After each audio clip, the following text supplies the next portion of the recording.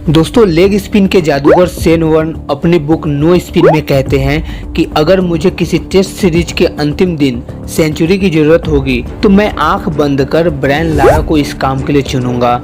लेकिन अगर मुझे अपनी पूरी जिंदगी में दिन से लेकर रात तक किसी बल्लेबाज की बैटिंग देखनी होगी तो फिर इसके लिए सचिन तेंदुलकर से बेहतर कोई नहीं हो सकता। दोस्तों, सचिन को क्रिकेट का भगवान ऐसे ही नहीं कहा जाता है, उनके विरोधी भी उनका सम्मान करते थे। दोस्तों, जिस दौर में सचिन तेंदुलकर अपने बल्ले से रिकॉर्ड पे रिकॉर्ड बना रहे थे, उसी दौर में शेन वॉर्न भी हुए जो बॉल को 90 डिग्री तक मूव करा देते थे। इसीलिए ये दुनिया उन्हें लेग स्पिन का जादूगर कहने लगे।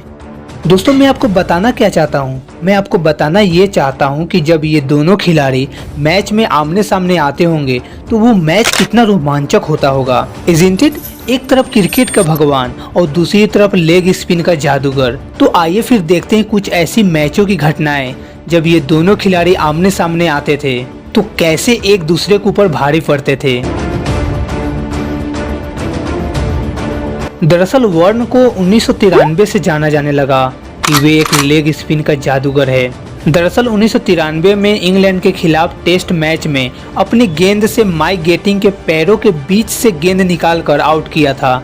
इसीलिए वॉर्न की उस बॉल को बॉल ऑफ द सेंचुरी कहा जाने लगा और तभी से प्रचलन में आने लगे कि हाँ, कोई लेग स्पिनर है जो काफ़ी हद तक बॉल अच्छी करा लेता है। और सेम वैसे ही सचिन तेंदुलकर का भी प्रचलन तब होने लगा जब 1989 में पाकिस्तान के खिलाफ मैच खेलने गए थे, टेस्ट मैच, और उनके नाक पे चोट लग गई थी। सब ने कहा कि अब ये मैच नहीं खेल पाएगा, इसे हॉस्पिटल जाना चाहिए। तब उस टाइम सचिन तेंदुलकर ने कहा था कि मैं खेलेगा। और वे उस मैच में सिर्फ खेला ही नहीं बल्कि अर्धशतक भी बनाया और उस मैच को ड्रॉ भी करवाया था। तब से उनकी प्रचलन काफ़ी बढ़ने लगी थी, लोग उन्हें जानने लगे थे। क्रिकेट का आंकड़ा कहता है शेन वॉर्न और सचिन तेंदुलकर 29 बार आमने सामने आए। जी हाँ, 29 बार, बट ओनली 4 बार ही शेन वॉर्न सचिन को आउट कर पाए।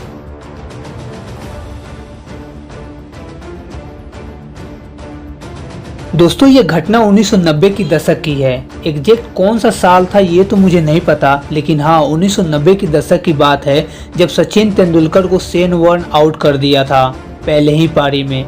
वो मैच 3 टेस्ट मैचों की सीरीज की पहला मुकाबला था। लेकिन दूसरी पारी में तेंदुलकर ने 155 रनों की नाबाद पारी खेली और उसमें शेन वॉर्न फेल हो गए थे, उनको आउट नहीं कर पाए। दोस्तों, अगर आप सचिन तेंदुलकर की खेले गए मैचों की एनालिसिस करोगे तो आप एक चीज पाओगे कि जब भी कोई भी बॉलर उन्हें आउट करता था तो सचिन तेंदुलकर उस आउट का बदला किसी न किसी मैच में ले ही लेते थे। बहुत सारे ऐसे बॉलर हुए जैसे हेनरी ओलंगा हो गया, ग्लेन मैकग्रा, शेन वॉर्न। दोस्तों, जब भारतीय टीम त्रिकोणीय सीरीज में चैंपियन बनी थी तो तेंदुलकर ने फाइनल मैच में 3 छक्के और 12 चौके लगाए थे। ये सीरीज खत्म होते ही वॉर्न ने खुलासा किया था कि सचिन उनके सपने में आकर डराते हैं, वे किसी भी परिस्थिति में बल्लेबाजी कर सकते हैं। इस मामले में वे ब्रायन लारा से भी बेहतर हैं। ऐसा मैं नहीं, लेग स्पिन के जादूगर शेन वॉर्न कहते थे। सचिन एक इंटरव्यू में बताते हैं कि एक बार की बात है, ऑस्ट्रेलियाई टीम भारत दौरे पर थी तो सचिन शेन वॉर्न से निपटने के लिए खुद को टर्निंग ट्रैक पर तैयार किया। फिर आगे कहते हैं कि वे लक्ष्मण शिवराम कृष्णन के साथ चेन्नई में तैयारी की, फिर मुंबई में नीलेश कुलकर्णी के साथ। इस तरह से वे अच्छी खासी प्रैक्टिस कर लिए थे और इससे बहुत ज़्यादा फायदा भी हुआ शेन वॉर्न से निपटने के लिए। इसीलिए ये साबित होता है महान लोग महान है इसलिए प्रैक्टिस और मेहनत नहीं करते, बल्कि वे प्रैक्टिस और मेहनत करते हैं इसलिए महान बन जाते हैं। इसीलिए ये बहुत इम्पोर्टेंट है कि आप कितनी मेहनत करते हो, खुद से कितना एफर्ट लगाते हो। 100% नहीं लगाते तो फिर आप महान नहीं बन सकते। तो उम्मीद है इन दोनों खिलाड़ियों की कुछ बातें आपको काफ़ी इंटरेस्टिंग लगी होगी। तो मिलते हैं एक और इंटरेस्टिंग वीडियो में एक और ऐसे ही इंटरेस्टिंग टॉपिक के साथ। तब तक के लिए जय हिंद, वंदे मातरम।